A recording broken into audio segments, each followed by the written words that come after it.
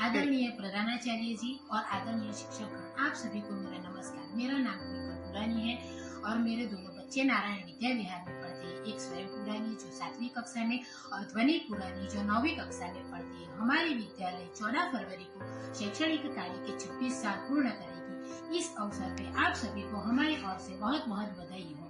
हमारे विद्यालय ने इन 26 सालों में बच्चों को केवल शिक्षा ही नहीं दी है, बल्कि बच्चों को नैतिक मूल्य, अनुशासन और आत्मविश्वास से आगे बढ़ने के लिए प्रेरणा दी है।